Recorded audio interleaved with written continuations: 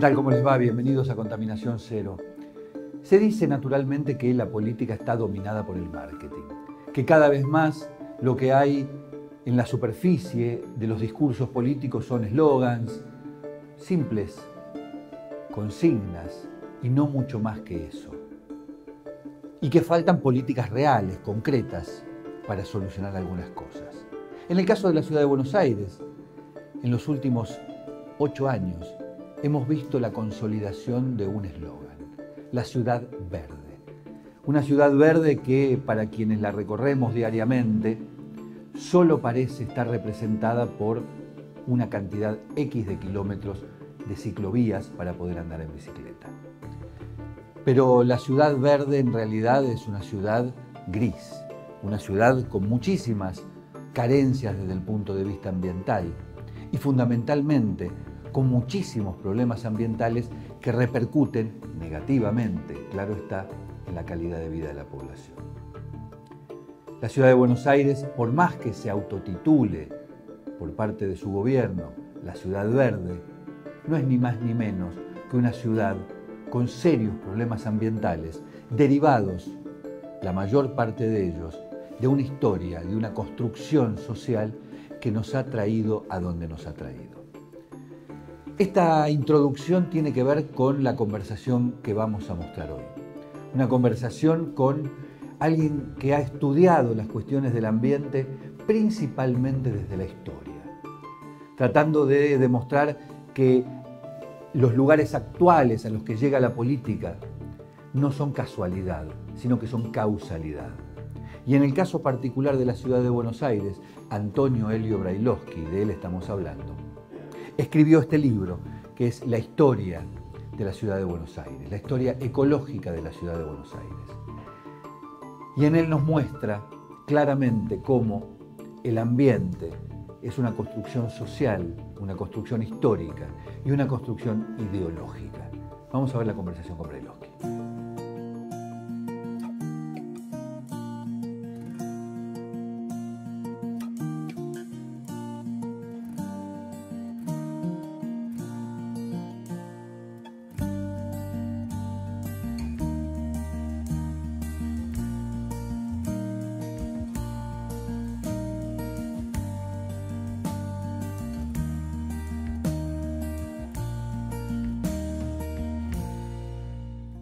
Todos en nuestras carreras profesionales tenemos personas que nos han marcado de una u otra manera. En general, destacamos aquellas que nos han marcado positivamente. En mi caso, yo tengo que destacar indudablemente a quien me acompaña hoy y me enorgullece como invitado, que es Antonio Brailovsky.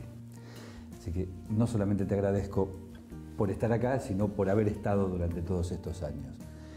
Y particularmente lo invité a Antonio porque me parece que uno de sus últimos trabajos, Historia ecológica de la ciudad de Buenos Aires, es no solamente tan bueno y tan profundo y tan lleno de aristas como casi todos sus trabajos previos, sino que además nos permite meternos de lleno en uno de los temas de mayor discusión de los últimos años, que tiene que ver con la política ambiental y particularmente la política ambiental en una ciudad que se ha autodenominado, políticamente hablando, claro está, y marketineramente hablando, claro está, ciudad verde. Y en ese sentido me interesa, antes que nada, preguntarte, vos sostenés en el libro, cosa con la cual estoy muy de acuerdo, que el ambiente es una construcción social.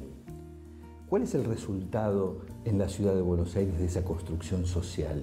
Quiero decir, ¿a quién deja afuera, a quién deja adentro? ¿Cómo es el ambiente entendido socialmente en la ciudad de Buenos Aires hoy?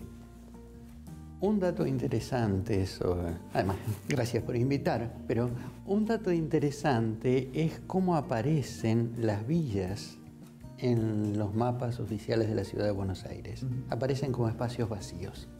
¿En la actualidad? En la actualidad, hoy. O sea, no son espacios urbanizados, ni siquiera mal urbanizados. Los mapas de la ciudad de Buenos Aires tienen una mancha verde, ciudad verde, en donde están todas las villas. No hay mapa de villas aún en Ciudad de Buenos Aires. Y entonces el servicio público de agua y cloacas puede decir el 100% de las viviendas de la ciudad tienen servicio de agua y cloacas. Excepto aquellas que no existen. No existen. Entonces, esto nos puede dar una idea de quién queda dentro y quién queda afuera. Si la ciudad, por definición, y el ambiente es una construcción social, ¿cómo influye la ideología en esa construcción social del ambiente? ¿Hay un ambiente de izquierda, un ambiente de derecha, hay un ambiente más progresista, hay un ambiente menos progresista? Debería haberlo. Lamentablemente, entre nosotros el ambiente no está metido en la agenda política. Si estuviera, claramente los sectores progresistas hablarían de la contaminación provocada por las grandes empresas, los sectores de derecha dirían, como dice siempre el gobierno norteamericano, somos todos responsables, nos contaminamos unos a otros y demás. Lo que parece haber en Argentina, y es uno de los pocos países en los que pasa eso, es una omisión del ambiente en la política. En un año electoral se le pregunta a los candidatos por la inseguridad, la inflación, el impuesto a las ganancias, y nadie parece interesado en preguntarles qué van a hacer con el ambiente. Es por eso quizás que se acepta casi como natural que se pueda autoelogiar una ciudad, políticamente hablando, como si fuera una ciudad verde, cuando en realidad lo único que ha hecho fue poner X kilómetros de ciclovías. Forma parte de una publicidad como podría haber sido cualquier otra, es decir, nadie se toma muy en serio la publicidad, de modo que es lo mismo, ciudad verde, azul, amarilla, es igual realmente. O sea que no solamente la política no tiene un reflejo de lo que es el ambiente dentro de su agenda, sino que vos decís que además tampoco hay una exigencia social tan fuerte como para que esa agenda se instale. Pensemos el tema Riachuelo. Después de un siglo de contaminación y cero actividad, hubo una sentencia de la Corte. En cumplimiento de la sentencia de la Corte se hizo todo lo que se podía hacer menos tocar la calidad del agua, y no hay un reclamo social ni del lado de la ciudad ni del lado de la provincia, un reclamo social fuerte diciendo lo más importante del Riachuelo, que es la calidad del agua, no lo están haciendo. Ese es el resultado negativo de esa construcción social que es el ambiente. Que es mirar para otro lado y aceptar zonas de sacrificio. Entonces nos preocupamos mucho por si ponen o no ponen rejas en los espacios verdes, hacemos una espantosa polémica por eso, y no hacemos una polémica sobre algo que me parece mucho más importante, que es qué pasa con la calidad del agua del Riachuelo. Vos en tu libro mencionás el tema de los espacios verdes. ¿Qué pasa en la ciudad de Buenos Aires que nadie reclama que haya más plazas? Hay algunos reclamos, está la asociación Amigos del Lago de Palermo, sí. Que han peleado bastante. Ahora, yo creo que hay una aceptación que cuesta mucho revertir, una aceptación de la pérdida del espacio público. Ya no de lo verde, sino de lo público. Sino de lo público, por más que ha habido calles peatonales, peatonalización y demás, pero hay una sensación de que el espacio privado es el punto de encuentro porque es seguro. Entonces, yo creo que ha habido un reemplazo en la cultura, un reemplazo del espacio verde como punto de encuentro democrático por el shopping como punto de encuentro comercial. Así como antes había sido el atrio de la iglesia el punto de encuentro en la época colonial. Entonces, bueno, todo lo que apunte a reforzar los espacios públicos es una de las cosas que vos señalás, que en realidad está puesta por omisión y ya desde el título mismo del libro queda muy subrayada, es que el ambiente es una construcción social, pero también una construcción histórica. Por lo tanto, llegamos a donde llegamos no por casualidad ni por designio de lo que ocurre en la actualidad, sino fruto de un desarrollo histórico. Uno piensa en Montevideo y piensa en una ciudad costera. Uno piensa en Río de Janeiro, piensa en una ciudad costera. ¿Por qué cuando uno piensa en Buenos Aires no piensa en una ciudad costera? Y es más, debe haber gente que cree que Buenos Aires no está en la costa. Hay una hipótesis cultural muy interesante, el urbanista Artemio Abad, en un trabajo en que Artemio decía que para el imaginario porteño la costa de Buenos Aires estaba en Mar del Plata. Bien, son 400 kilómetros que no es tan fácil desandar todos los días. Pero que además tenía que ver con el hecho de que la costa, en el momento que se construyó ese imaginario, la costa de Mar del Plata era parte del uso oligárquico de los grandes chalés, de los palacios europeos, etcétera, etcétera. Entonces, teniendo Mar del Plata, ¿para qué? Con olas y demás, y agua salada, ¿para qué quiere una costa barrosa? Ahora, si eso es así, uno puede hacer una inferencia, quizás un poco forzada, pero no tanto, en el sentido de que ¿para qué voy a sostener una costa barrosa si es la costa de los pobres? Si que los pobres se la rebusquen como puedan. Si esa costa se contamina, como de hecho se contaminó el Río de la Plata, ¿a mí qué me importa? Y uno sigue lo que era la costanera, la playa de la costanera de la ciudad de Buenos Aires, donde ahora está la reserva ecológica, y una costanera tal vez menos conocida como la de Quilmes o la de San Isidro, y bueno, todo esto fue abandonado cuando avanzó la contaminación, cuando las cloacas del río Reconquista, etcétera, ¿no? Pero fue abandonado además porque era la costa de los pobres. Era la costa de los pobres, sin duda, y sigue siéndolo. Todavía ahora, cada año hay ahogados en San Isidro porque hay un pequeño ingreso a la playa y la gente va caminando sobre una costa, sobre una playa muy extensa de pocos centímetros y cae al canal de navegación. Entonces siempre se ahoga algún chico. ¿Cuál es para vos el móvil fundamental por el cual nadie se ocupa, políticamente hablando, de recuperar el Río de la Plata como ámbito de esparcimiento, como ámbito social y por supuesto con los valores ambientales que eso positivamente acarrearía? Yo creo que hay una presión muy fuerte de los sectores contaminadores de con esto no te metas. Así, y la fantasía de que hay que elegir entre ambiente e industria. Lo que todavía no se ha dicho en un tono de voz enérgico es que limpiar o descontaminar, limpiar la contaminación de un ecosistema es carísimo, pero tratar el efluente de una industria es cada vez más barato y hay créditos internacionales y es sencillo de hacer.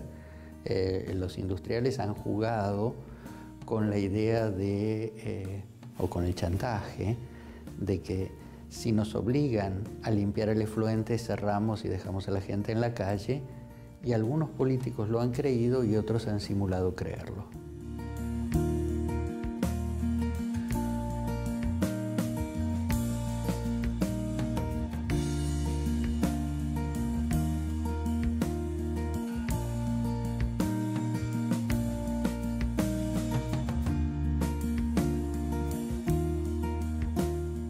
Sí, se da una paradoja, ¿no? Que en la Argentina se habla de la necesidad de limpiar el riachuelo o limpiar el Río de la Plata, cuando en realidad, antes que eso, de lo que se trataría es de dejar de contaminarlo. De dejar de contaminarlo, pero no hay espacio político, salvo que la sociedad reclame, oigan, hay que ocuparse.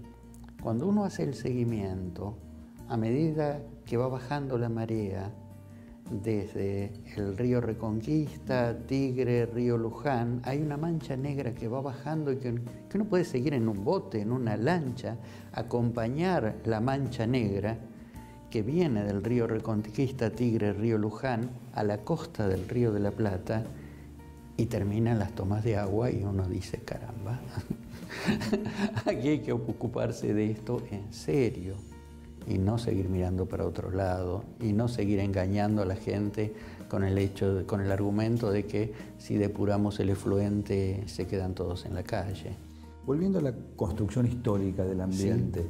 ¿Cuánto de el espacio original en el cual se insertó la ciudad de Buenos Aires, se instaló la ciudad de Buenos Aires, condiciona o ha condicionado la situación que nosotros vivimos hoy en términos de ambiente en la ciudad? Es bastante interesante. Cuando uno camina la ciudad, uno ve las pendientes Y hay espacios, acabamos de verlo el otro día en la Plaza Martín Fierro, donde todas las calles bajan hacia la Plaza Martín Fierro, todas las calles próximas. Ahí había una laguna. Entonces, buena parte de los espacios verdes eran lagunas o eran que se rellenaron con basura o eran basurales. Sí, y algo que vos decís en el libro muy interesante, que es la presunción de que esto era una llanura seca, cuando en realidad era un área de humedales, de charcos, de lagunas, de arroyos, etc. Donde el área fundamental es la que menos lagunas tenía, el área fundacional, perdón, era la que menos lagunas tenía. La más alta. Pero a medida que se fue expandiendo, no solo hacia el bajo de la barranca, sino hacia cualquier lado, se expandió sobre los charcos, los humedales, los arroyos. El que todo eso haya sido tapado no significa que las pendientes hayan desaparecido. La pendiente significa que el agua va para abajo. Sí, tampoco significa que el ecosistema haya desaparecido, simplemente está anulado. Está escondido, pero las leyes de la naturaleza siguen existiendo. Y eso hace que, entre otras cosas, Buenos Aires, lo hemos hablado muchas veces, sea una ciudad inundable, por definición. Por definición, y que se esté siempre esperando la obra mágica en vez de discutir una forma de adaptación a estas condiciones climáticas y topográficas. ¿Habría maneras, más allá de la obra hidráulica, que siempre es el fetiche de todo político, de, no digo reconstruir, pero recrear el funcionamiento del ecosistema original como para atenuar, por ejemplo, las inundaciones?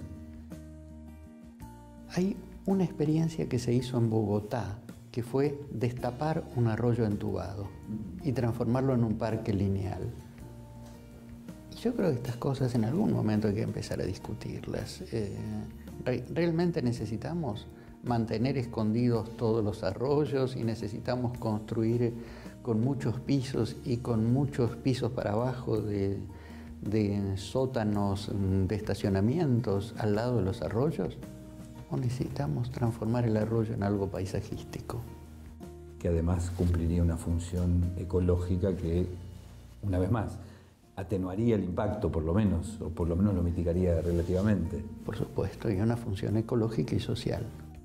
¿Por qué le cuesta tanto a la política, fundamentalmente a los administradores de la ciudad en los últimos 40 o 50 años, reconocer que la ciudad de Buenos Aires es inundable y que hay que lidiar con la inundación y en todo caso ver cómo uno puede manejarla o convivir con ella? Porque se inunda la clase media y los ricos. Es decir, en el Gran Buenos Aires uno encuentra que los mapas de inundación aparecen allí donde se inundan los pobres. Entonces, allí no hay problema, aparecen las líneas, se inundó la villa y todo esto. Ahora, donde la propiedad que se inunda se valoriza, es decir, tiene mucho valor económico, y si uno la marca en un mapa, esto es inundable, se desvaloriza la propiedad, bueno, hay una cantidad de propietarios dispuestos a pelear a muerte para que eso no se diga, para que eso no se establezca en un mapa oficial. Uno piensa, por ejemplo, los countries de Pilar. Prácticamente todos los countries de Pilar se inundan, han sido puestos en una llanura de inundación y han hecho enormes esfuerzos para que no se diga, justamente por el valor de la propiedad, y lo mismo en la ciudad, en la zona del Arroyo Maldonado, Arroyo Medrano, etcétera, etcétera. Es más fácil reconocer la inundabilidad de la gente del Sildañez, que va para el lado del Riachuelo, que de la zona de Palermo y Núñez. Vos mencionás también en el libro el tema de la basura. Sí. ¿Cómo es la historia de la basura en la ciudad de Buenos Aires, que todavía sigue siendo un conflicto casi irresuelto y uno de los principales elementos de tensión entre la ciudad y su entorno, en este caso el conurbano empobrecido? Y ha sido siempre un tema de tensión. Afortunadamente tuvimos basurales adentro de la ciudad, digo afortunadamente, porque gran parte de nuestros espacios verdes son basurales recuperados, si no tendríamos construcción homogénea en todas partes, tipo la Plaza 1 de Mayo y demás, o la Plaza Vicente López, son espacios que eran basurales. Ahora... No creo que a la gente del barrio le interese saber que la Plaza Vicente López era un basural, ¿no? Por eso no se lo diremos, No se lo diremos. corten. Entonces, siempre hubo tensión y durante el largo periodo oligárquico de la generación del 80, lo que había era una quema de basura con un trencito que llevaba la basura hasta allí y gente contratada por el municipio para recuperar en condiciones miserables, recuperar alguna cosa útil allí. Y carros de basura donde el carrero llevaba un látigo para espantar a los pobres que querían robarle la basura. Es decir, con condiciones infames hubo siempre. El tema es que en algún momento hay que tomarse esto en serio, y tomárselo en serio no es solamente ponga en este tacho yo las cáscaras de banana y en este otro tacho los papeles. Tomárselo en serio requiere una presión sobre las empresas que producen bienes cada vez más descartables. Por ejemplo, que los electrónicos se hacen para durar poco, esto es claro, lo sabemos todos, se llama obsolescencia programada, pero una política pública clara sería que el INTI rotulara cada electrónico, probándolo y diciendo, bueno, esto va a durar 5 años, esto va a durar 10 años, esto va a durar 7 años, y que el público pudiera elegir. Pero además, como complementariedad de eso, que el Estado ofreciera alguna manera de desguazar eso con escala, que permita recuperar los materiales que se obtienen de ahí, etcétera, etcétera, y no que dependa de la buena voluntad de tal o cual.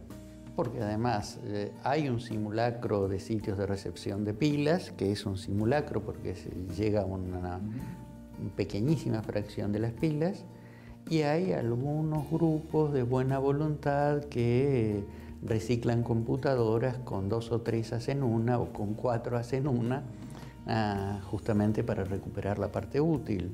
Pero eso tiene que ser una política pública y no gente de buena onda. La última, Antonio.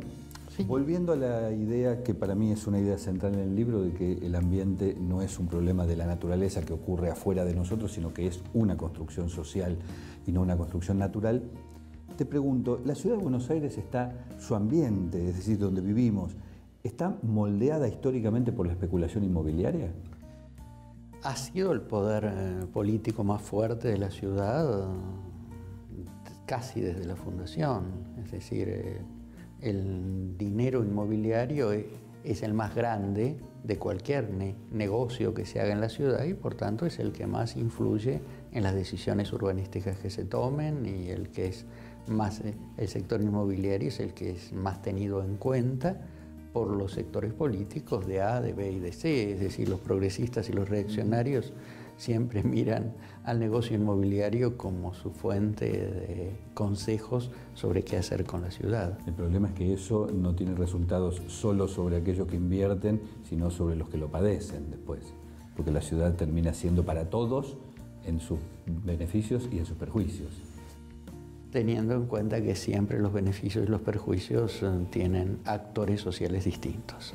Y previamente identificados. Sin duda. Muchísimas gracias, Antonio. A vos, Sergio, por invitar.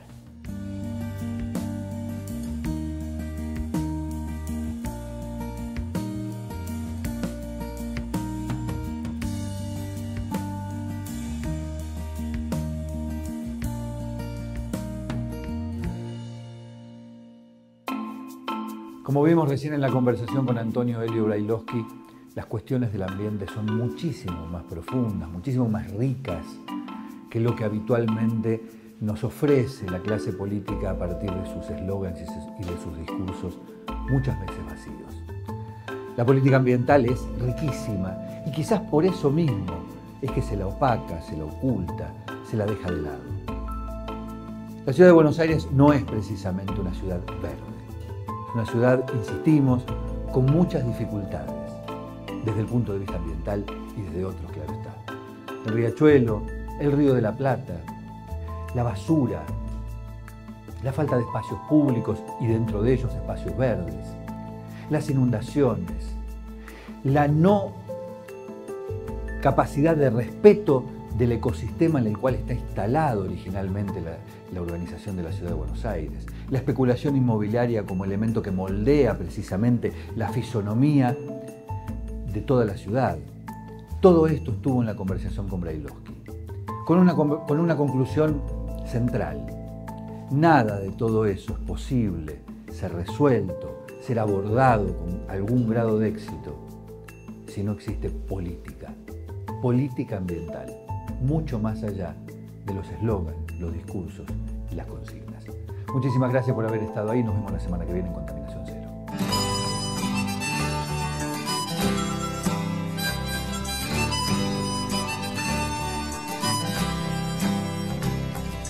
Para ser felices, solo necesitamos respirar el aire puro. Pero el aire está contaminado.